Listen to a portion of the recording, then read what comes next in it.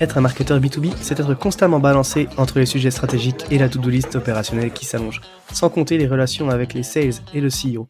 Mais tu n'as pas à être seul. Entre et installe-toi, bienvenue au Café du Market. Je suis Axel Kaetka, ex-responsable marketing et solopreneur, créateur du Café du Market, la communauté francophone réservée aux marketeurs B2B. Avec ce podcast, j'ai créé le contenu que j'aurais aimé écouter pour progresser encore plus vite quand j'ai pris mes premières responsabilités. On y débriefe les méthodes de base comme les dernières tendances marketing en compagnie des meilleurs experts du sujet. Et si tu veux aller encore plus loin, tu peux aussi t'abonner à la newsletter ou rejoindre directement la communauté pour échanger avec des pairs et donner un coup d'accélérateur à ta carrière. Et maintenant, détends-toi, prends ta boisson préférée et si tu entends des discussions intéressantes, sers-toi, c'est offert par la maison. Pour ce podcast, j'ai l'honneur d'être soutenu par ma solution de marketing automation préférée, c'est Pledzi. Si je t'en parle, c'est parce que je l'ai utilisé à titre pro et que j'en ai été pleinement satisfait. On le sait, quand on fait du marketing automation, ce qui est compliqué, c'est d'entretenir constamment des workflows de nurturing et de les mettre à jour avec de nouveaux contenus.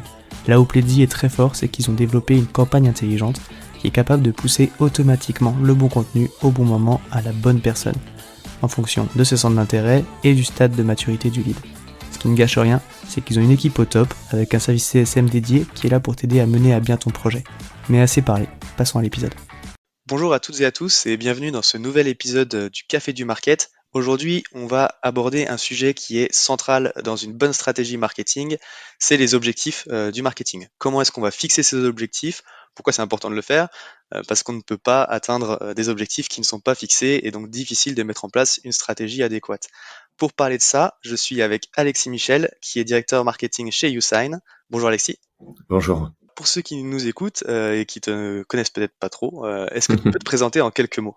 Ouais, donc moi j'appelle Alexis, j'ai 34 ans. Comme tu l'as dit, je suis directeur marketing chez YouSign. J'ai rejoint la boîte en novembre 2015, donc je suis un des anciens de chez YouSign. J'étais le premier profil business et j'étais le 5e employé. Donc aujourd'hui, l'entreprise fait près de 150 collaborateurs et on a bien grandi et je suis très content d'être là avec toi aujourd'hui. Ouais, au tout début de l'aventure alors, effectivement. Ouais, exactement. Bah, on reviendra peut-être un petit peu justement sur le décalage entre ce que tu fais aujourd'hui et ce que tu faisais peut-être à l'époque. Ouais. Un service marketing aujourd'hui, ça peut faire 1000 choses différentes. Aujourd'hui, le spectre du marketing chez YouSign, tes responsabilités, du coup, ça couvre quoi? Alors aujourd'hui, moi je gère une équipe de 14 personnes. On sera bientôt 15 ou 16 avec les recrutements qui sont en cours. Très diversifié, hein, avec on est presque à 50% hommes-femmes. On a des gens qui travaillent full remote un peu partout en France, ou des gens qui sont basés à Caen ou à Paris dans nos locaux. Et aujourd'hui, dans nos activités, en fait, il y a 3 choses très simples. J'ai organisé l'équipe avec 3 départements. Tu as la performance marketing, donc tout ce qui tourne autour de la demand generation, la lead generation, la MQL generation, donc comment alimenter notre équipe commerciale et notre funnel de self-service avec des nouveaux leads les plus qualifiés possibles Ok. pour nourrir le business. Ensuite, un département product marketing qui va nous permettre de mettre en avant nos produits, nos fonctionnalités et organiser un petit peu tous les lancements autour de chaque nouvelle release. Et puis le dernier département un peu plus classique dans une équipe marketing, mais que nous on appelle brand ou slash communication. En gros, c'est le département qui aide YouSign à se positionner comme un des leaders de la signature électronique en Europe. Donc avec des différentes campagnes de communication, la création de contenu, l'animation de nos réseaux en ligne, donc toutes les choses qui peuvent nous permettre d'accroître notre notoriété. Ok, d'accord. Donc, 3 équipes effectivement qui sont bien, j'allais dire silotées, mais c'est certainement pas le bon mot, mais en tout cas qui sont bien réparties dans l'émission, quoi. Ouais, exactement. Ce qui fait qu'il y a une distribution des rôles qui est claire et comme tu l'as dit, c'est pas du tout siloté pour le coup, Ouais. puisque toutes ces teams sont interdépendantes et travaillent avec différents objectifs, parfois communs, parfois plus spécifiques à un département. Mais je pense que ça, on va y revenir après. Très clair, ça marche. Donc venons-en justement un petit peu à notre sujet du jour. L'un des gros problèmes des équipes market aujourd'hui, c'est le manque d'objectifs clairs. Pourtant, impossible de faire une bonne stratégie si tu sais pas quel est le but qui est fixé. Alors comment est-ce que tu procèdes toi et sur quoi est-ce que tu te concentres pour définir les objectifs annuels, quoi? La première chose que je pourrais te dire là-dessus, c'est que déjà, il faut pas faire son truc dans son coin.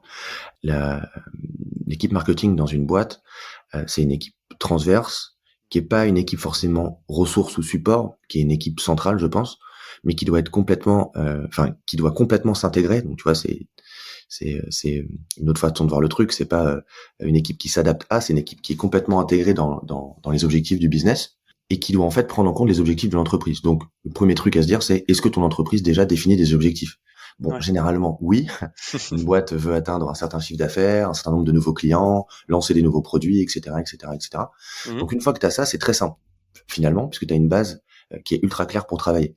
En fonction, ensuite, du scope de ton équipe et de l'organisation de ton entreprise, tu vas pouvoir définir des objectifs en lien avec cela. Donc, chez Usign, pour le coup, nous, on a des OKR, donc des OKR au niveau de la compagnie. L'entreprise fixe des grands objectifs et des key results associés, donc c'est une méthodologie que peut-être tes auditeurs connaissent. En tout cas, Mhm. c'est un truc très intéressant, la méthode des OKR. Mhm. Et finalement, l'entreprise va définir des objectifs et des key results associés, et chaque équipe, donc l'équipe marketing, l'équipe sales, l'équipe ops, l'équipe produit, etc., va contribuer à ces objectifs et ces key results par des initiatives. Donc en fait, une fois que tu as ça, tu sais que tu as déjà une partie de ton travail durant l'année et durant les différents trimestres, puisqu'on décline ça en trimestres. Mhm. Tu sais que tu as des initiatives à imaginer, à proposer pour soutenir les objectifs de la compagnie. Donc ça, on va dire que c'est la moitié de notre effort, tu vois. Ok. Donc une fois que tu as ça, tu sais que l'autre partie va être de soutenir les objectifs qu'on va dire core business, de chiffre d'affaires, de nouveaux revenus. Alors nous, on regarde deux choses, on regarde le MRR et l'ARR, donc le revenu mensuel récurrent, donc nous on vend de l'abonnement, donc c'est la somme des abonnements et du chiffre que ça génère chaque mois. Et puis la traduction sur 12 mois, c'est l'ARR, c'est l'annual recurrent revenue, qui est en fait la même chose mais sur l'année. Et donc nous, dans l'équipe marketing, on doit contribuer au MRR, à l'ARR, à l'acquisition de nouveaux clients. Donc nous, c'est simple, c'est que on regarde donc deux choses, les objectifs business chiffrés de l'entreprise et de l'autre côté, les OKR fixés par trimestre dans la boîte. Donc tu vois, il y a un peu ces deux choses. Alors il y a des boîtes qui n'ont pas d'OKR, donc c'est plus simple en fait. Tu pars des objectifs que la boîte s'est fixés et tu vois comment tu peux les décliner sur l'équipe marketing. Donc ça, ce qui est intéressant, c'est que tu regardes s'il y a potentiellement un nombre de nouveaux clients À que tu atteindre, veux ouais. faire atteindre chaque mois ou chaque trimestre. Tu regardes les taux de conversion que tu as. Donc en gros, on fait le chemin inverse et après tu remontes et c'est assez simple et tu multiplies. C'est qu'en gros, tu regardes le nombre de clients que tu as convertis, le nombre d'opportunités quand tu travailles avec ce format qui ont permis de closer ses clients. Ces opportunités, elles sont générées avant par ce qu'on appelle des MQL, donc des Marketing Qualified Lead. Tu regardes les taux de conversion à chaque fois, puis tu remontes au niveau le plus haut qui est le lead. Combien de leads deviennent des Marketing Qualified Lead. Donc tu as lead to MQL, to opportunité ou SQO, donc Sales Qualified Opportunity. Donc c'est tous les acronymes que tu retrouves Mhm. classiquement dans beaucoup d'organisations de scale-up comme Usign, Mhm. et même de boîtes un peu plus petites, puisque je pense que c'est des méthodologies maintenant qui sont très répandues. Ouais. Et derrière, le taux de conversion qui a mené à un client. Donc une fois que tu remontes tous ces taux de conversion, ça te donne comme chiffre de base à atteindre le nombre de leads et le nombre de MQL que tu dois générer. Et ça, généralement, c'est la responsabilité du marketing. Ouais, effectivement, c'est ce que tu disais au début. Du coup, vous en tout cas, tu as deux types d'objectifs, mais là, ce que tu décris, c'est un petit peu les objectifs business, on va dire, de chiffre d'affaires, quoi. En gros, Oui, on veut atteindre tel chiffre d'affaires cette année, donc tant de pourcents de croissance. Donc, il nous faut autant de nouveaux clients. Sur ces tant de nouveaux clients, il va y avoir, je sais pas, un pourcentage qui doit être généré par le marketing et un pourcentage par la prospection commerciale. par Et exemple, puis ouais. après, avec tes taux de conversion, bah, effectivement, tu peux remonter jusqu'au nombre de leads que tu dois générer pour atteindre Oui, cet objectif-là, quoi. Là, oui. du coup, tu as des objectifs qui sont très business. Et vous, en plus, du coup, vous fixez des objectifs un petit peu plus quali, on va dire, sur c'est ce que la partie OKR que tu dis sur, ben, il y a des nouvelles fonctionnalités qui doivent sortir. On veut peut-être, je sais pas, ouvrir un nouveau pays ou Exactement. rebrander la marque ou des choses comme Ouais. ça. Ouais, en fait, c'est exactement ça, mais d'un point de vue de la compagnie, où chaque trimestre a des objectifs. En fait, c'est assez simple, c'est que tu as 4 objectifs qui sont annuels, tu vois, c'est vraiment la grande direction de la boîte, et en dessous, tu as des key results, donc des résultats attendus qui vont changer chaque trimestre, tu vois. Donc Ouais. on sait qu'on a un cap à tenir sur certaines choses, et qu'à l'intérieur de ce cap, il y a des choses qui vont se moduler et évoluer en fonction des trimestres. Et ce qui est hyper intéressant et flexible avec cette méthode, c'est que d'un trimestre sur l'autre, tu peux te dire, ça, il y a un truc qu'on n'arrive pas à craquer, il y a un truc qu'on n'arrive pas à faire correctement, ou il y a un truc sur lequel on doit insister. Et on le met au niveau des KR du quarter, et on sait que du coup, potentiellement plusieurs équipes, parce que c'est ça la force du modèle, c'est que plusieurs équipes vont se fixer dessus et vont s'y intéresser, vont collaborer, vont s'organiser, vont travailler et mettre des ressources dessus. Donc ça, c'est hyper clé, surtout quand tu commences à grossir, parce que sinon on se retrouve, enfin, toi tu l'as vu plein de fois, moi je l'ai vu plein de fois aussi, avec des équipes marketing qui font quelque chose de leur coin, les sales de l'autre, parce que les sales sont toujours objectivés sur le nouveau revenu qu'ils vont générer chaque semaine et chaque mois, et ce qui fait que du coup tu peux avoir des désalignements ou des équipes produits qui vont travailler sur quelque chose qui potentiellement va pas dans le même sens sur un mois donné que l'équipe sales ou marketing, donc forcément ça crée des incompréhensions, des décorrélations au niveau des objectifs, et en fait c'est le meilleur moyen pour que tout le monde n'atteigne pas ses objectifs. Donc le plus simple c'est d'avoir des objectifs, tu vois, qui viennent un peu plus haut et qui redescendent après et qui se déversent un peu dans les teams. Ce qui est par contre hyper intéressant, c'est que en tant que leader du market, moi mon rôle aussi, c'est aussi d'amener des nouveaux projets dans l'équipe marketing. Alors évidemment, je le fais pas tout seul, hein. J'ai une équipe de gens experts dans les différents sujets qu'ils mènent et qui vont faire émerger des nouveaux sujets qu'on peut adresser. Donc ça, c'est un peu l'autre partie. Tu vois ce que je te disais pour schématiser. En fait, t'as un tiers ou la moitié de notre temps qui est là pour soutenir les initiatives de la compagnie spécifiques sur les points sur lesquels on veut insister en tant qu'entreprise, tu vois. L'autre partie, bah, c'est un peu notre run. Donc, quand on dit run, c'est toutes les choses qu'on continue à faire pour atteindre les objectifs chiffrés qu'on a. Donc, par exemple, en performance marketing, bah, t'as la lead generation, la MQ generation, mais je pense que je pourrais revenir dessus plus en chiffres, puisqu'il y a beaucoup de métriques qu'on peut suivre, et je vais revenir dessus, puisque je pense que ça peut être intéressant. En brain, il y a des objectifs, en product marketing, il y a des objectifs, et puis, comme je l'ai dit, l'équipe marketing a des objectifs assez clés qu'elle doit mener pour soutenir le business. Mais en parallèle de ça, tu sais aussi que tu as des projets en interne que tu veux mener parce que ça va permettre d'améliorer un peu tout ça. Donc ça, c'est ce qu'on appelle un peu les team projects, tu vois, qui vont être plutôt liés juste à notre équipe. Et ça, c'est hyper intéressant, c'est que ça te rajoute un troisième niveau d'objectif, mais que tu t'auto-fixes pour le coup, mais qui doit te permettre d'accomplir certains trucs qui potentiellement vont améliorer ce que tu fais à côté, ce qui va améliorer ton run, va améliorer donc ta perf, ta brand, ton product marketing. Parce que tu as des projets transverses parfois qui ont besoin, enfin qui émergent en fait, pour te permettre de faire, d'améliorer ce que tu fais déjà en fait. Ouais, tu gardes une place en fait pour, on va dire, l'innovation et l'amélioration continue. Ok, Ouais, c'est ça. super intéressant. Ce qui est intéressant, je trouve aussi dans la méthode OKR que tu décrivais au trimestre, c'est que tu as dit effectivement, ça permet d'aligner les équipes, ça permet de réagir quand tu as quelque chose qui va pas, ou en tout cas de l'ajouter pour le quarter d'après. Ce qui est intéressant, je trouve aussi, c'est que ça te permet d'être focus, en tout cas sur ton trimestre, où tu as, bah, ok, tes objectifs du trimestre, tu as dit que c'était ça, ça, ça, et puis du coup, tu as décliné ça, ça, ça en action. T'as une idée, t'as une nouvelle opportunité, et des fois on peut vite se disperser, et du coup bon, ça nuit à l'efficacité de tout le monde. Et ça te permet aussi de te dire, attends, c'est pas dans ma roadmap du trimestre, donc éventuellement j'y réfléchirai pour le mettre dans la prochaine, tu vois. Mais d'un autre côté, enfin en tout cas, je sais pas si tu procèdes comme ça, mais je trouve que ça te permet aussi comme ça de rester focus sur ce que tu es en train de faire, ce que tu voulais accomplir ce trimestre-là, et au moment de te poser sur le trimestre d'après, bah, tu mettras cette idée dans le lot et tu verras quoi. Mais en tout cas, ça t'évite de te disperser quoi. Ouais, exactement. Bah je pense que tu as bien résumé le truc. Donc ce qui est hyper important, c'est de se dire, ok, nous on a un niveau compagnie, on a des OKR, donc ça nous permet d'avoir un cap très clair. Ça nous permet de focus et de dire non à plein de trucs, puisque en fait le plus dur, hein, surtout dans des boîtes dynamiques comme les nôtres, c'est qu'on travaille au quotidien avec des gens brillants, donc on plein d'idées, et on a aussi des clients, des partenaires et des gens qu'on rencontre à droite à gauche qui ont aussi plein d'idées.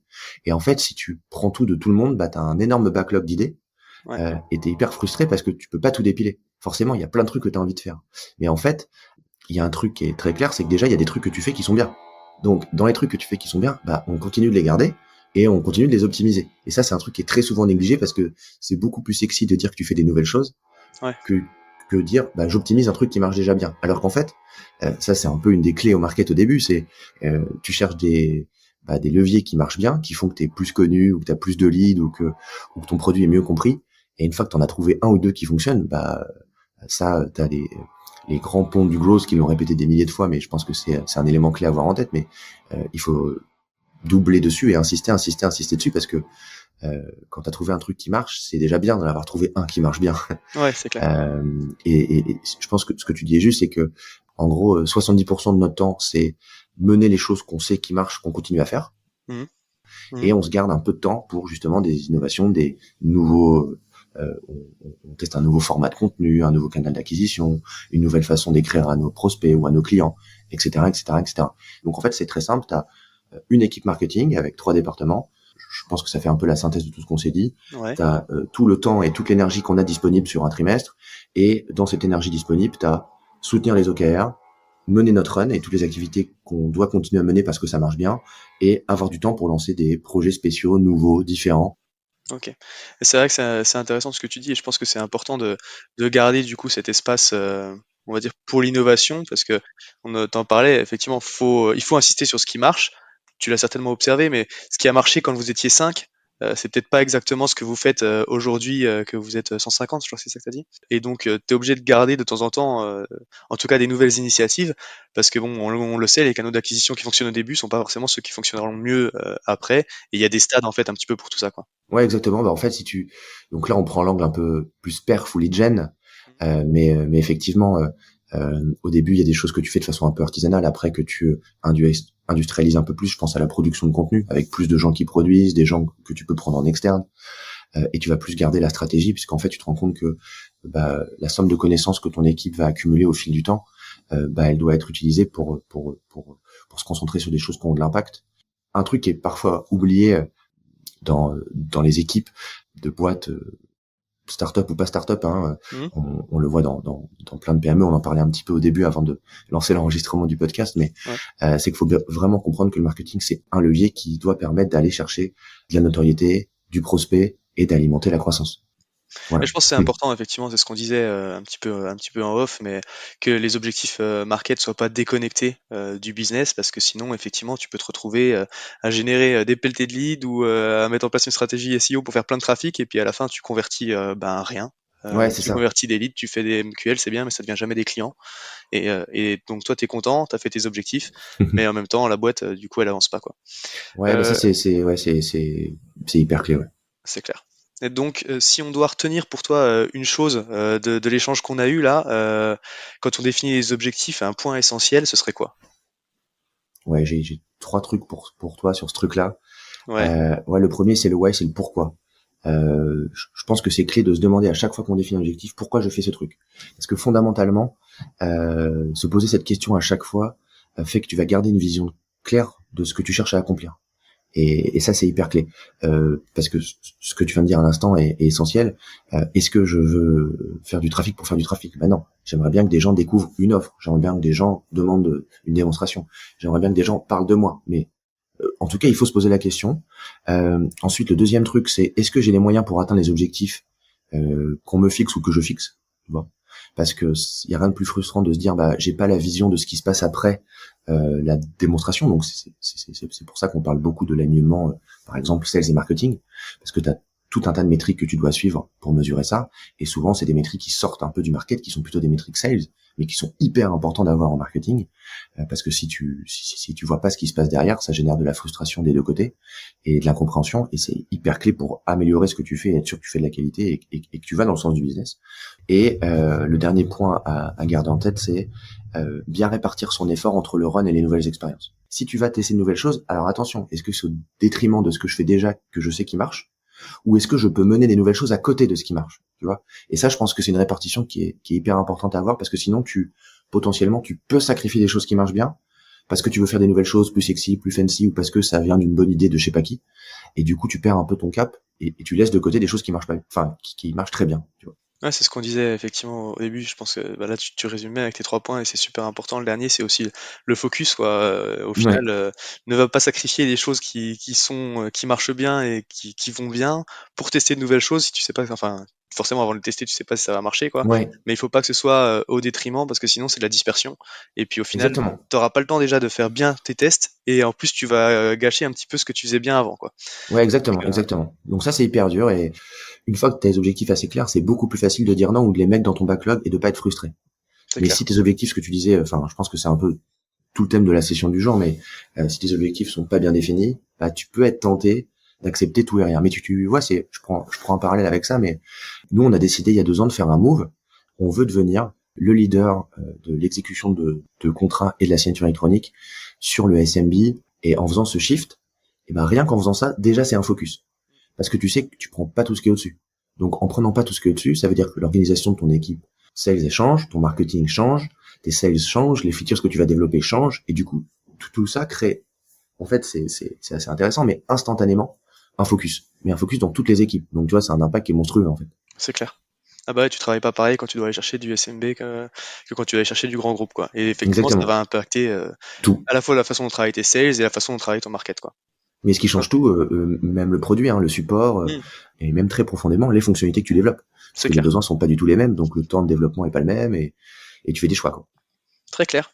Ça marche. Bon bah écoute, merci beaucoup Alexis pour toute cette science et tout cet échange. C'est super sympa d'être passé sur le podcast. Si jamais il y a des gens qui ont des questions, on peut envoyer un petit message par LinkedIn ou t'es Ouais, joignable ou plutôt pas? sur LinkedIn, Ouais, Michel Alexis ou Alexis Michel, je sais plus dans quel sens j'ai mis le petit raccourci, mais ouais, on peut m'écrire sur LinkedIn directement et ce sera avec plaisir. Merci à toi en tout cas, très ouais, cool de parler de ces sujets.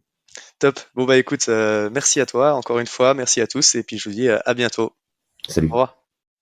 À tous ceux qui ont tenu jusqu'ici, déjà merci beaucoup, et j'imagine que le sujet vous a plu, donc n'hésitez pas à envoyer de bonnes ondes à notre invité. Pour ceux qui le souhaitent, le meilleur moyen de soutenir le podcast, ça reste d'en parler autour de vous et de laisser 5 étoiles sur ta plateforme d'écoute préférée. Je compte sur toi. Dans tous les cas, à bientôt pour un prochain rendez-vous au Café du Market.